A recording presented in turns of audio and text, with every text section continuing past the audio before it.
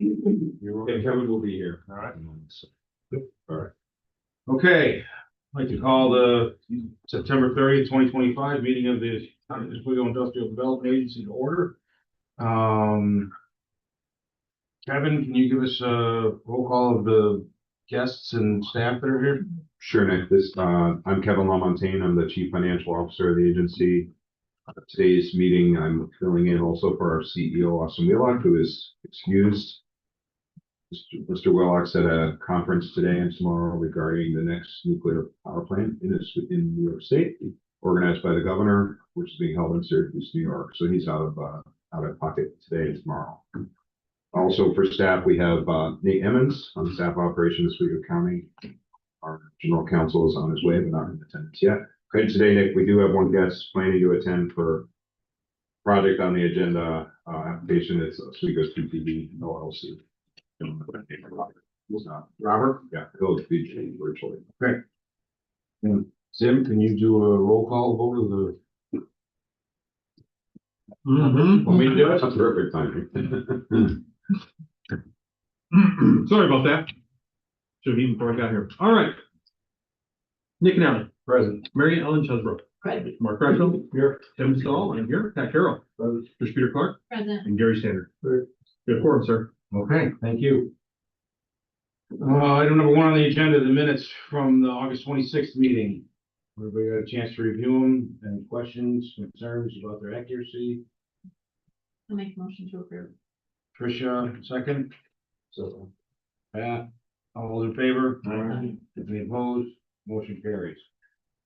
Notice the meeting was in the Pale Times on the 16th. Financial report, Kevin. Yes, so in your packet and on the portal, you have the August 31st financial statements, which is now our fiscal year ended on July 31st. So this one month on the P&L and the status as of August 31st for the balance sheet. Before I jump into that, I just want to give a comment about our audit process for last fiscal year. It's moved right along. The on-site work has been completed. And we're really in the home stretch now. There's some details to wrap up in these weeks, but on schedule or possibly ahead of where we've been in past years. So kind of in good shape to have that ready in time for Paris reporting which is our goal to have it done by the end of the year. Right, on schedule, 3 months after the end of the year. So we're in good shape. When I go through the financials, I will point out a couple of items that are impacting the balance sheet. I'll spend most of my time there today, that they were a result of last year's activities and me discussing a couple of items with the auditors to come to some conclusion on how to handle. So brief you on that, but using the August 31st balance sheet, which is the first page of the financials, you can see in the assets, bring your attention to accounts receivable 1210, but under that says grants receivable. That's an unusual item for us. So what we did after some consultation with the auditors and also Nate working with the company involved, that is the Novelis Rail grant that we applied. We're the applicant and basically passed their grant from New York State DOT.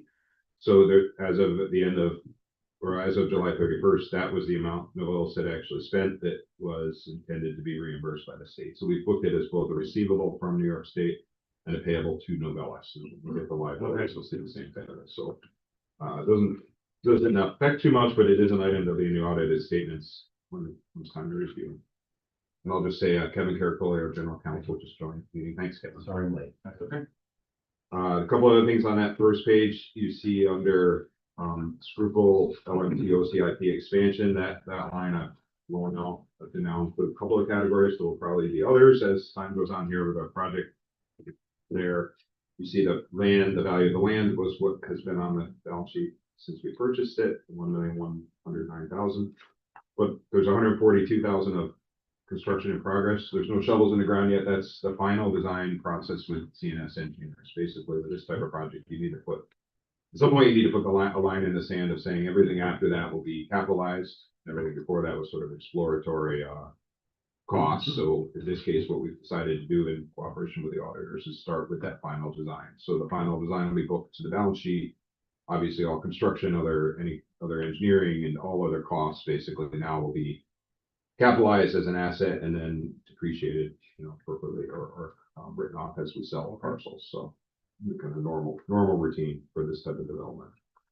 I'm going to bring that to your attention. We move no particular comments until we get to liabilities. Actually on page 404 of the balance, last page of the balance sheet. There is one more under total assets, 2 lines above that is a loan loss reserve. At year end, again, for July 31st, we increased the loan loss reserve because of cannons. There's just the fact that the factory is now closed and we're pursuing that, and we're actually in quite good contact with the owner, but it's from a risk standpoint, the risk of that, sort of obviously increased now that we're out in operation and aren't paying us. So it's fully reserved. Real quick, grants payable, you see Novellus for the same amount that's now due to Novellus from what we have not yet received their requests for reimbursement that may be delayed by events of their plans. And pilots payable taxing authorities, line 631, that isn't anything particularly unexpected. That's the Broadwell Hotels July pilot payment that as of July 31st hadn't yet been remitted to the taxing authorities, but it has been by now. So this at the end of the month, it was sitting on the balance sheet. And really, that's all my comments. I don't have anything to say on a 1 month, and no surprises so far. So right, not much really to talk about yet. Do we have any questions? Just have that, okay. Great. Make a motion to approve the financials. Oh, maybe, Mark? Second. Gary? Any discussion? All those in favor? Aye. Aye. Any opposed? Motion carries. OOC Administrative Office Phase 2 renovation. Yeah, this is based on the way the agenda is written. You see, there's a fairly substantial item, and I'm going to turn over to Nate Emmons to talk about. Yeah, so, a few months ago, we had sort of a conversation here, regarding upcoming, renovation project, for, the space here. Maybe all see and recall, we went through like phase 1 renovation, project to update some of the common spaces. And now we're off to kind of the phase 2, portion of that. Part of that conversation was maybe a little bit of an expressed interest by the board to potentially help and assist with the funding side of that renovation project, and so that's what's on the agenda today. Operation Oswego County conducted a RFP process for phase 2. In general, phase 2 involves all of the office spaces, the private office spaces in the office suite now. Involves full replacement of the ceiling grid that's been here since probably the building was built, quite frankly. Replacement of all the lighting fixtures to LED based lighting fixtures, involves renovation of the kitchen as well. So all of the spaces that basically were not touched internally in phase 1 occupies phase 2 of the project. And so parameters were put forth, RFP sent out. There were 3 responses to the RFP and 3 subsequent site tours of the facility that resulted into 2 bids being presented back. Those bids were reviewed by Operation Oswego County, and subsequently 1 bid was approved, which was the lowest bid at the September Operation Oswego County board. Total combined cost, including the construction bid, contingency for the project, upgrades in terms of our networking capabilities here, which again are very ancient. We have multiple dropouts per day sometimes here. It came out to approximately $150,000, $149 and some change, if you will. So at that meeting, Operation Oswego, we had indicated that there might be an interest on the IDA to also participate, and the Operation Oswego County Board approved the project contingent upon this discussion here today. So what I had proposed to Operation Oswego County, and what I propose here today is a cost sharing, basically a half. That Operation Oswego County would put forth $75,000 for the project, and I'm asking the IDA to put forth $75,000 for the project as well. Does not touch any of the outside facade or anything. That would be sort of a phase 3.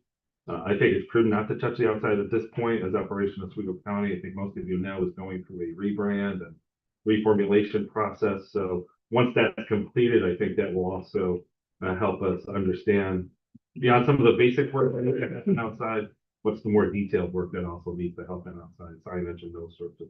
So for now, it just occupies the interior space of the office. We are going to work, and the bidder is familiar with National Grid programs to offset some of the costs, in particular for the lighting in the space, which is good. Up to half of that lighting cost will get paid through participation with the National Grid program that's baked into the bid already. So there's not an additional cost savings that would come later. That's already sort of parts of where we're heading to. The bid, lowest bid is by Standish and Sons, who is out of Fulton. They have done both commercial and residential projects and come qualified for this project with both references, insurance requirements, and warranties for their work. Any questions? Having been on board, with the longest, the oldest folks on the board right now, I can tell you that as long as I've served, it's been almost 10 years, I think, we have never invested in this facility. There's been decades of deferred maintenance. I really appreciate the work you guys have done recently out here. But there had always been a conversation of potentially moving to another location. We had conversations. So I'm in full support of this. I think that updating this facility is appropriate. We've talked about the cost shares in the past between the IDA and Operations Oswego County being a 50-50. It's about where we share the salaries as well. So I think that's reasonable. So I would be in full support of this. Okay, anything else? It needs to be done. I mean, really, I think it's a good idea. I mean, I think it needs to be done and to share it. Perfect. Makes sense. Makes sense.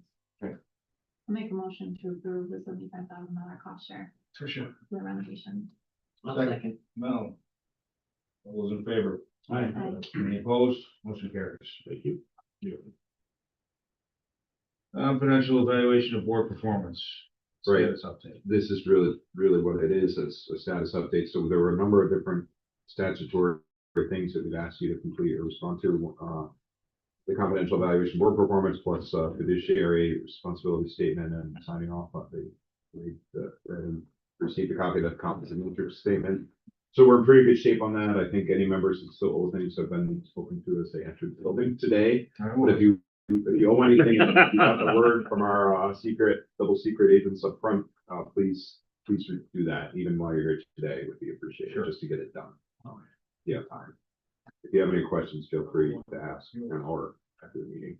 So Okay. that's that. I think we're in good shape. If there's anyone we need to follow up with directly, we'll do that. So Okay. thank you for the cooperation.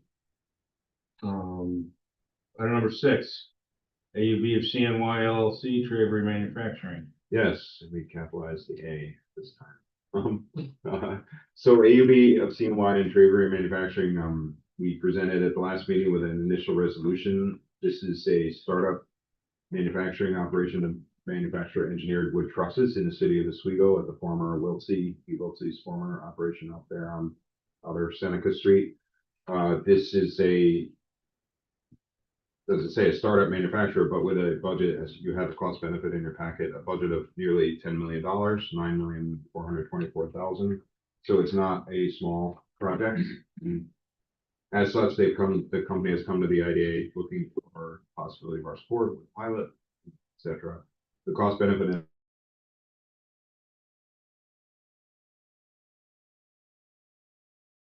analysis details the project they work with in past.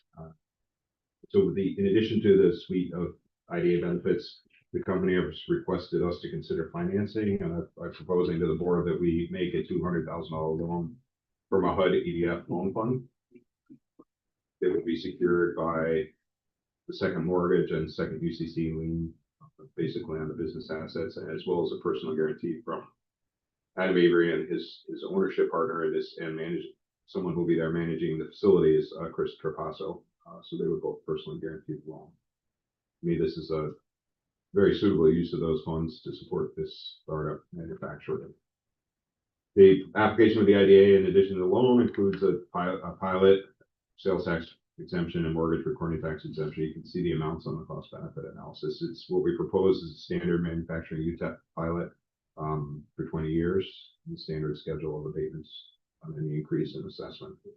The company has already acquired the real estate, and their work is in process with design, seeking bids for some of the minor renovations that have to be done to the building. So there is one addition that has to be constructed as well, a small addition to fit some of the production line basically. Will cause one small part of the building to be extended out. It's about 1,000 square foot addition. Just a quick question on that. They've already acquired the property. Right. How are we gonna exempt them from mortgage tax? Yeah, that Right. there is some. So right, they haven't acquired the property. There is in fact a mortgage on the property that will all be taken out by the project financing is the plan. So there is a mortgage in place to acquire. That was not exempted from any taxes were paid on that mortgage, but now that was an acquisition before the business plan was really together. So it was really just a speculative real estate purchase at that time. Now they have a plan, designs, quotes, they're ready to go for a bigger financing package. They need significantly more They finance. bought it for less than this $2 million. Yeah. And so they're gonna refinance the whole thing once it gets rolling, and it'll be a new mortgage. Okay. It'll be a Not- take not- out it'll be mortgage, the- yeah. the taxes on the new mortgage, the old mortgage, they already paid the taxes. No, it's Right. a good question. Well, perhaps. And one thing that goes with that is, Market, we removed the building cost from our project cost actually, because it's already owned by AUBFC and Y. No, that's a very valid question. So we've held a public, yesterday in this room, we held a public hearing. Mr. Avery attended, but no one else came. And we sent no deviation letters. This is not a deviation, but we sent public hearing notices to the municipalities and haven't heard, or to the taxing jurisdictions and heard any feedback. My understanding is, company has met with the city, regarding what would need to be done as far as permissions for the change of use, or the 1,000, more or less 1,000 square foot addition, or anything else they plan up there. Kevin is city attorney, has been involved with that, counseling us on that as well. The proposal today is that we proceed, should you like to proceed with this approval, and then we would basically process our own seeker for review. This has been deemed to be a type 2 action, so there's really no further review required. But the company did fill out the short form EAF. We reviewed that. Kevin and our counsel, Barclay Damon, have both seen it. I've been there. We know what the project is. We're putting this project puts a manufacturer in an industrially zoned manufacturing facility. So there's really a significant change to use, right? Yeah. Yeah, I mean, and the criteria fits exactly the definition of a type 2. It's a renovation or an addition to an existing non-residential, in other words, commercial structure of less than 4,000 square feet. This is, as Kevin noted, it's about 1,200 square feet addition. The addition is. The addition, so it's completely fits the type 2, which means that there's no, by state law, the state's already determined that a project like that has no environmental impact, and there's no need to review it further from an environmental perspective. So that's pretty much all I have. You can see the employment. This is going to be staffing up a factory here. So if they're expecting 22 FTE jobs, and as well as construction. When most was there, how many jobs? Well, Wiltsey, he had employment in the teams, I think, but he also employed, and maybe others in the room could help me with this, but he employed union Boilermakers primarily, right? Gary. Yeah, he employed Boilermakers basically through the union shop, so he could ramp up his workforce or projects. That's what I'm trying to say. Oh, just looking to see if it was an increase in the number of jobs, or it's basically the same. Well, we'll see close. I know, but I. Yeah, so zero today. No, I realize. Zero. So, yeah. The auction, everything off when we bought the boat. I don't know. No, it was after that, but it was in that same time frame that the talks began between the. He closed earlier this summer, I want to say it's in June or July. I'm not sure. Maybe in spring. It's very useful building. Yeah. It also And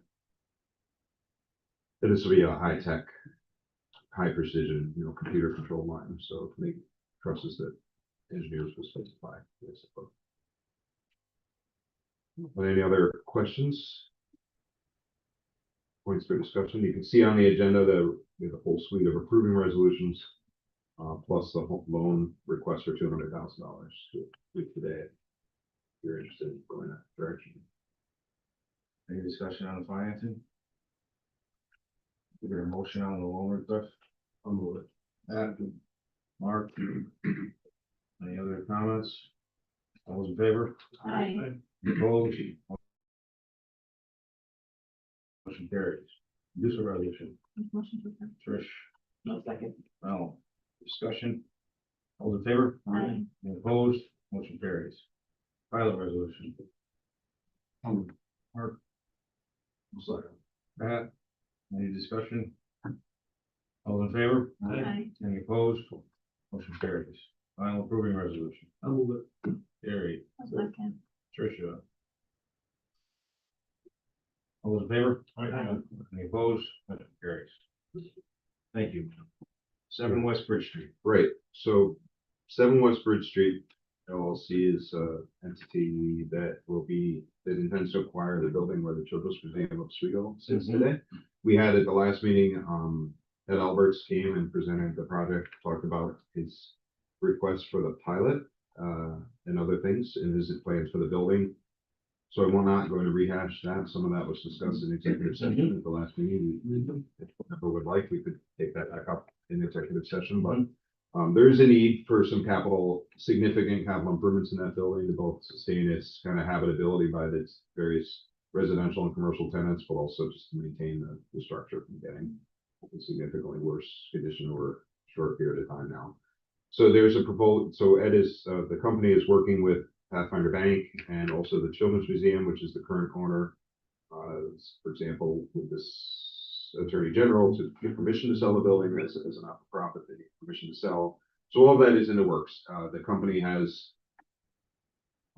no site plan particularly required, but they have got a parking plan approved by the city. They intend to expand the number of apartments. Today, there are 6 existing apartments. Several of those are uninhabitable today. And then in addition, on the back of the building, which is technically sort of a second row building where Murdoch's bicycle shop is, they take the 2 floors above that and put 4 apartments each. So there'd be 14 apartments in that building when it's done.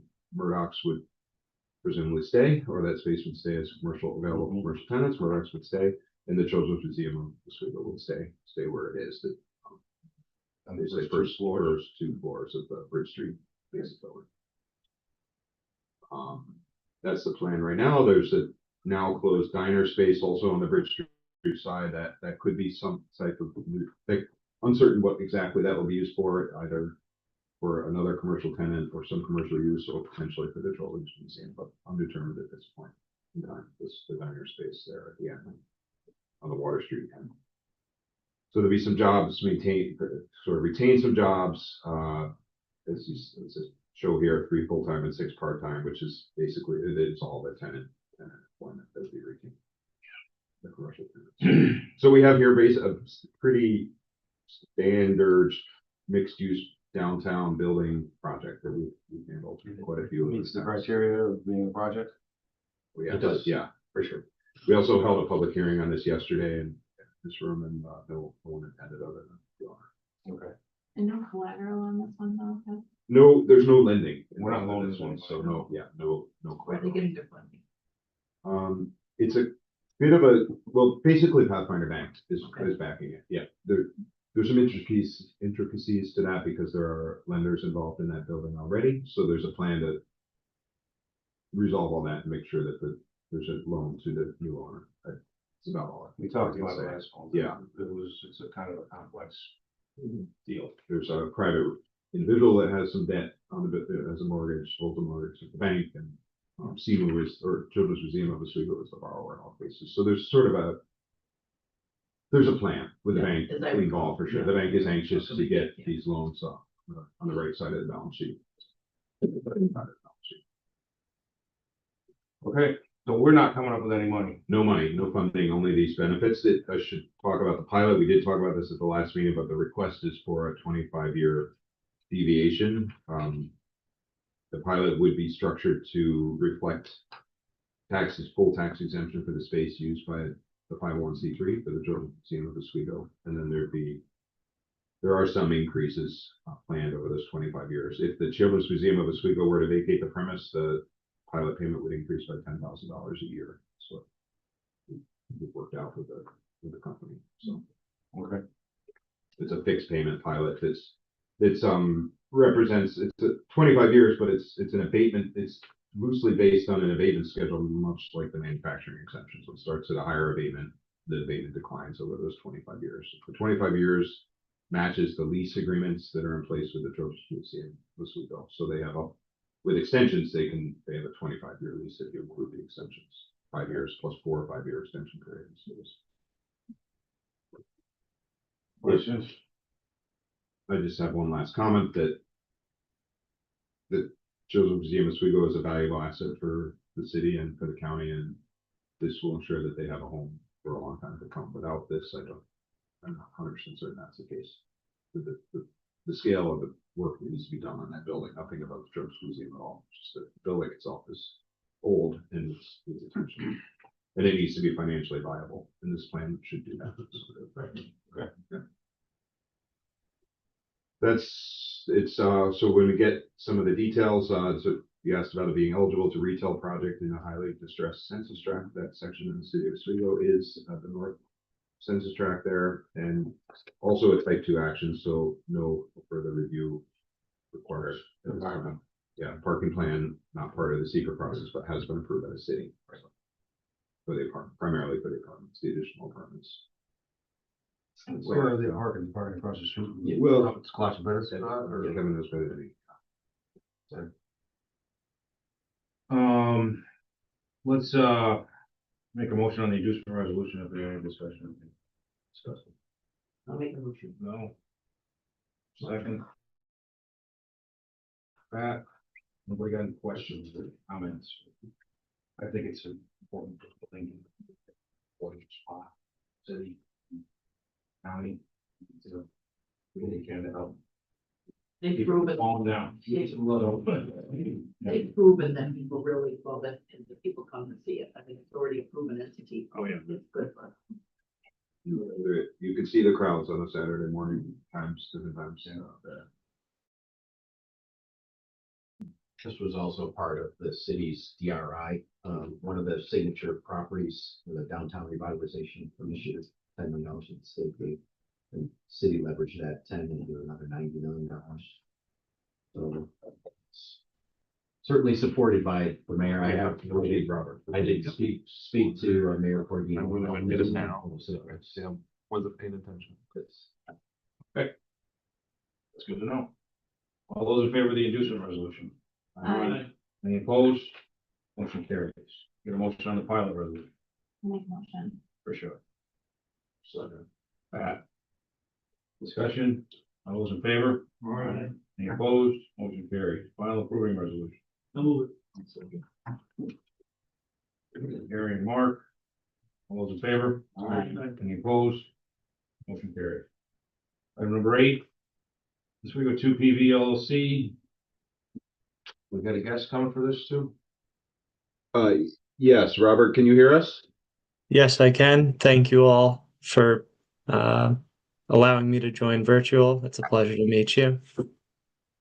Oh, Robert, I'll give a brief overview of the project and then turn it over to you and open it up for discussion.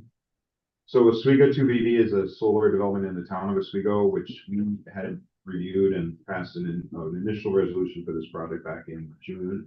And so it was on hold while the town and the project worked out a host community benefit arrangement, I think was the primary reason for our process being put on hold. That's been, the agreement's been reached, to my understanding, between the town and the company, for the town satisfaction, similar perhaps to other solar projects in the town. So now the company has asked us to pick up the approvals to get this approved. It's a 5 megawatt solar farm.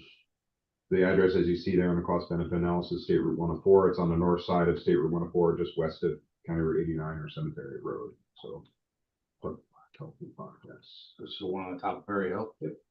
Yeah, has gotten all town approvals. Kevin, can you? Yeah, confirm 100%. that? Yeah. Everything's been approved.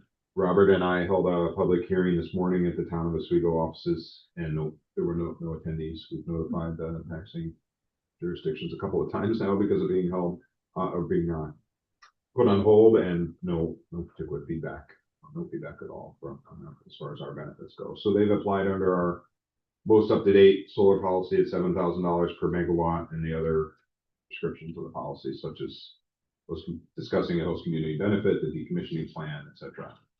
And the developer is, and Robert works for RIC Development, and we've done a number of projects with them in the past, so they're familiar with our process. Robert told me this morning that just due to timelines and, final construction design to be completed and a few other things, they hope the plan is, and some uncertainty in National Grid's procurement schedules and things, but they hope to construct in Q1 of next year. So the construction after the winter. They've applied for the package of benefits, including the 20-year solar deviation mortgage recording tax exemption of close to $54,000 and sales tax exemption of approximately $165,000. So I could say that, those are all benefits we've seen solar companies apply for before. The sales tax exemption is on the low side of average for a 5 megawatt solar farm. What's in the application. So with that, Robert, I think it'd be a good time to have you speak about the project and, let us know what's going on, what your plans are, what the timeline looks like, etc. Sure, absolutely. Thank you, Kevin. Currently, we are working through diligencing for project financing. The pilot approval is one of the key outstanding milestones needed to secure financing.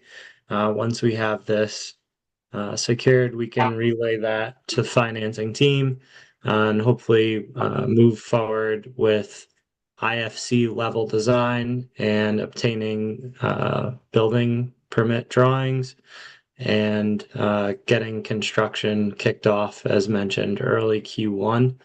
I know there's probably concerns, maybe two concerns typically associated with these projects, one being overall time frame for execution of agreement.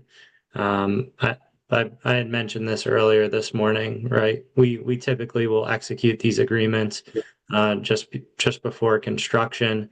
While there are multiple variables that dictate construction, we will obviously communicate any unanticipated delays and wouldn't expect in any circumstances that an agreement would extend beyond kind of a year of what the approval date would be. I feel pretty confident in that value. I would say, again, most likely Q1, subject to slide, but I don't expect this standing out there for too long. The other, I think, concern that we typically will see from these projects is potential change of ownership and the overall kind of commitments. So I'd like to acknowledge, this is something we are familiar with. RIC is currently transitioning to an IPP, so that means independent power producer. Whether we retain this project or not is still something we're weighing out heavily. We'd obviously like to, but there is policy that is currently circulating that may impact our ability to kind of build out our team to meet those needs at this time. Should the project change hands, we're entirely aware and committed that the IDA would have to review and provide consent for this change in ownership. And effectively, all of the commitments that we are making would transfer without any discretion to the new project owner. I always say, I understand that changing hands is not always something that boards want to hear. We are heavily invested in ensuring that all commitments are carried out by the new project owner. And we go through, I would say, painstaking details, a lot of which fall on my individual responsibilities to ensure that those commitments are clearly communicated and upheld. At the end of the day is our reputation as folks within the town, both the IDA, planning board, ZBA, public members see our faces there and see our name on the project. So we're definitely committed to making sure that the commitments are withheld. And this process, whether we do hold on or ultimately sell the project, is as smooth as possible from both sides. So with that, I think that's generally all of the points from my side. If there are any questions or concerns related to the application, I'd be happy to answer them. Or try to at least.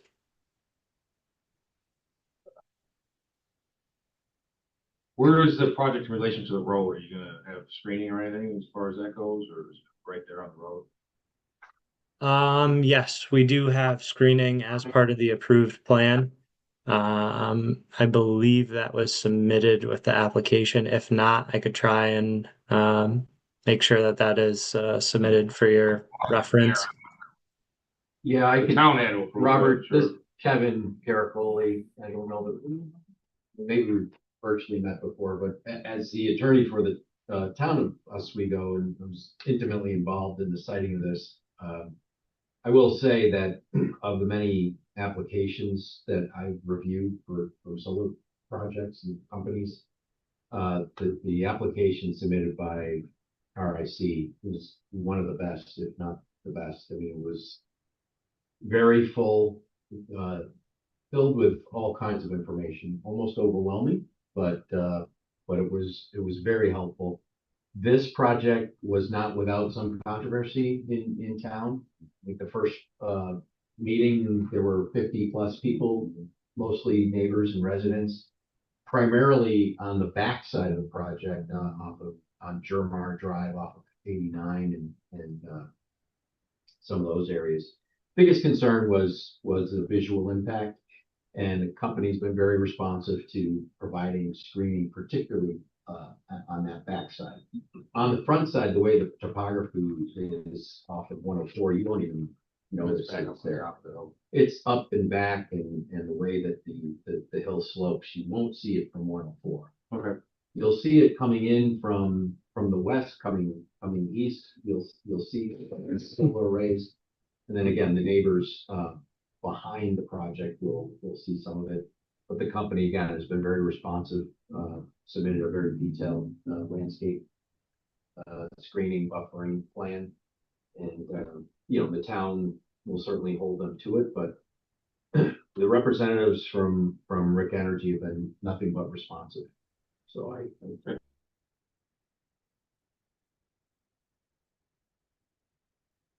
project though. And as Kevin noted, and Robert can attest, a host community benefit agreement has been worked out. Just hasn't been signed, but the terms and conditions are all agreed to. Okay. Anybody else have questions? With the seeker on this one, as is typical with projects like this, we are essentially adopting the town's findings, but we've reviewed that form. And I know, agree with it. It's a type 1 action based on the disturbance with this type of project. So, but it's been fully reviewed by the town and also by our council staff. Okay. Did we get, we had talked, I think, a little more maybe previously about making sure that we had the ability to track what the sales tax exemption was used for. Do we have that language in the current contract? Can we put it in there? Where do we stand with that, please? We talked about being able to account for the sales tax exemption, how much it did, what was the actual value, where was purchased. The process for doing that, I guess I'm not aware of a separate discussion, but the process for doing that is that the company will submit to New York State a form every January. It's due by February 15th, I believe, it was basically in January for the prior calendar year. And then we send that form to the companies with a letter explaining how to do it and ask for a copy back. Okay. Admittedly, it's not a perfect process. We're not the state taxation and finance is the one that actually requires that form. And sometimes there's instances where the form goes to state, not to us, but We could require it as part of our contract, correct? If they're already providing it to the state. I don't have an answer for that. I assume we can require whatever we need. We do require them to cooperate with any documentation that we request. So I guess there's a blanket requirement. Yeah. Both, Kevin, if I could, because it's the one where he said, did we discuss at one point, removing their exemption for sales tax and mortgage tax? Did we have that conversation when we talked about solar farms? We have discussed it, Conversation. discussed the need for it, but never made a decision to do it. We follows up trying to figure out what the actual exemption is, because we really, so dude, we really have no idea how much money we've given away, so to speak, and we should know that. I think the question is more of how much of it would have come back into discount, right? And so, the bulk of what they're purchasing is equipment, which is from outside the county, right? I'm sure, I would assume that they're purchasing some construction materials locally, but that's a small piece of the larger picture, right? I'm just curious, we've heard this for years, I'd like to see it, that's all. So with the, we probably have some of the older projects forms in a file somewhere. I would imagine we could pull them out at some point and look at them. And we can look at this one when it comes through. Those forms don't indicate what county the money was spent in. They don't. They do not, no. State doesn't care. So are there receipts at all in there, or? Nope, it's just a one-page attestation of what they spent. So it's the only way the state knows, which I don't honestly know what they even do with the information, but. Okay. It's, Plan that conversation for today, it's something we can look at. We'll have to talk about that down the road. Sounds good. Okay. we have asked, and I have not had this detailed discussion with RIC, regarding this project, but another recent project we worked through, we had a little more detailed discussion about where they spend taxable money, and it's the things you might expect, like you said, it's the things you might expect, like gravel, concrete, even fencing, though. To my knowledge, there isn't a commercial fence contractor of any substance in Oswego County, in Syracuse, so it's how much. Anyway, I don't want to speculate, but they're not buying this solar racking in Oswego County, that's for sure, or the, enclosures, of the electrical equipment, most likely aren't sourced in Oswego County, but, okay. I have a fencing commercial in Schuylkill. You, Mhm. will be interesting to ask them if they, on any solar projects, Yeah. they should be, They should get their be. name out there somehow to that, yeah. Okay. But the bigger ones are here, Okay, that's good to know. Yeah. Actually, I didn't I'll get you the know that, information. yeah, okay, thank you. moving along to the seeker resolution. Let's get a motion and a second on that. We'll have any discussion. Make motion. Okay. Well, any discussion? What's your concerns on the seeker? All in favor? Any opposed? Motion carries. Inducement resolution, Make motion. Tricia. Pat. Discussion. All those in favor? Any opposed? Pilot resolution. I'll make it. Tim and Mark. Any discussion? All those in favor? Any opposed? Motion carries. Final approving resolution. I'll make a motion. Tricia. Second, So, that's like- Val. All those in favor? Any opposed? Motion carries. Thank you. Thank you, Robert. Thank you, folks. Have a great rest of the day. Enjoy some nice weather, hopefully by you. And we'll definitely be in touch as things progress from our side. Thank you. Thank you.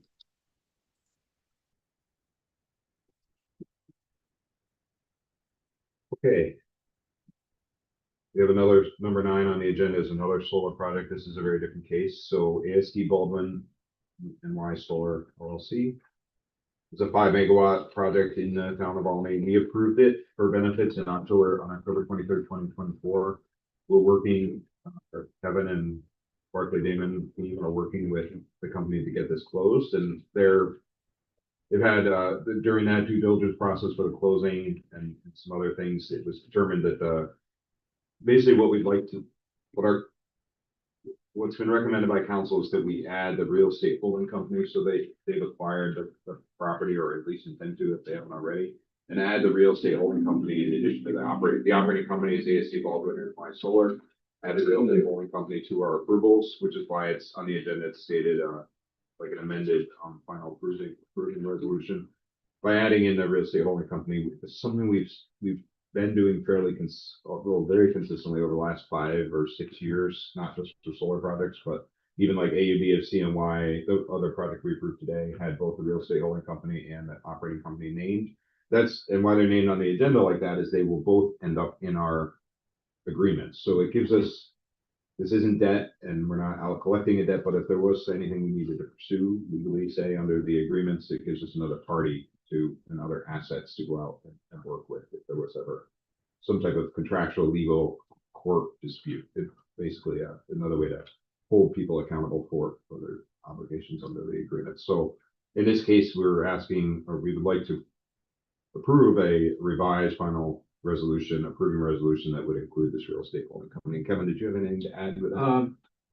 Other than nothing, that you've approved previously has changed.